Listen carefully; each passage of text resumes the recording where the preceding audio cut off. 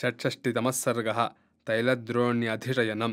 तमग्निमिव संशान्तमम्भूहीनमिवार्णवं हतप्रथमिवादित्यं स्वर्गस्थं प्रेक्षपार्थिवं कौसल्या बाष्पूर्णाक्षी विविधं शोककर्षिता उपगृह्य शिरोराज्ञः कैकेयीं प्रत्यभाषत सकामा भव कैकेयी भुङ्क्ष्व राज्यमकण्टकं त्यक्त्वा राजानमेकाग्रा नृशंसे दुष्टचारिणी विहाय मां गतो रामो भर्ता च स्वर्गतो मम विपथे सार्थहीनेव नाहं जीवितुमुच्छहे भर्तारन्तं परित्यज्य का स्त्री दैवतमात्मनः इच्छेज्जीवितमन्यन्य कैकेयी स्यात् त्यक्तधर्मणः न लुब्धो बुध्यते दोषान् किं पाकमिव भक्षयन् कुब्जा निमित्तं कैकेय्या राघवाणां कुलं हतम् अनियोगे नियुक्तेन राज्ञा रामं विवासितं सभार्यञ्जनकः श्रुत्वा परितप्स्यात्यहन्यथा स मामनाथां विधवां नाद्य जानाति धार्मिकः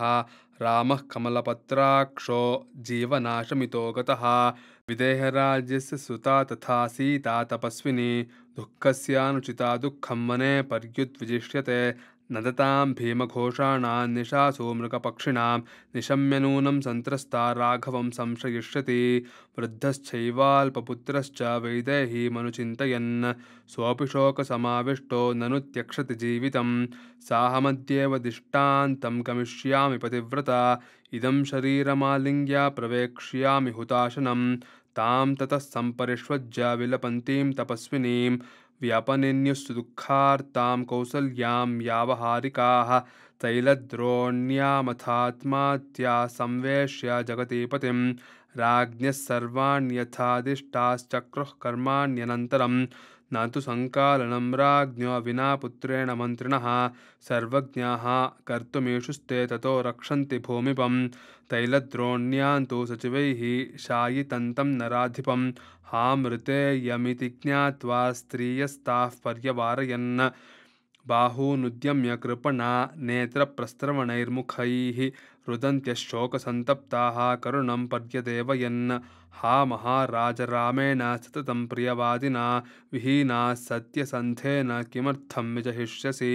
कैकेय्या दुष्टभावाया राघवेण वियोजिताः कथं पतिज्ञावत्स्यामः समीपे विधवा वयं सहिनाथः सदास्माकं तव च प्रभुरात्मवान् वनं रामो गतश्रीमान् विहाय नृपतिश्रियं त्वया तेन च वीरेण विना व्यसनमोहिताः कथं वयं निवत्स्यामः कैकेय्या च विदूषिताः यया तु राजा रामश्च लक्ष्मणश्च महाबलः सीतया सह सन्त्युक्तः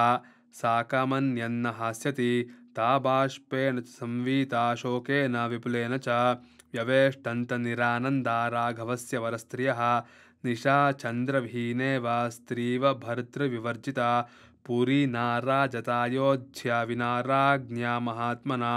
भाष्पर्याकुलजना हा भूतकुलाङ्गना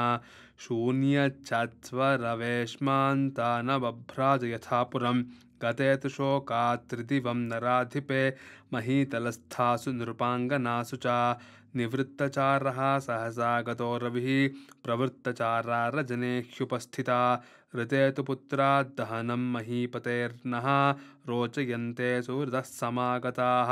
इतीव तस्मिन् शयने न्यवेशयन्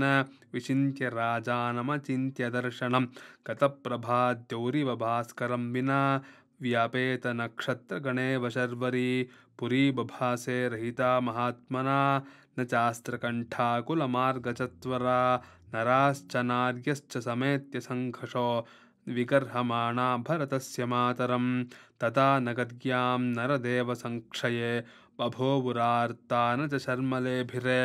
इत्यार्षे श्रीमद् रामायणे वाल्मीकिये आदिकाव्ये चतुर्विंशतिसहस्रिकायां संहितायाम् अयोध्याकाण्डे तैलद्रोण्यधिशयनं नाम षट्षष्टितमः सर्गः।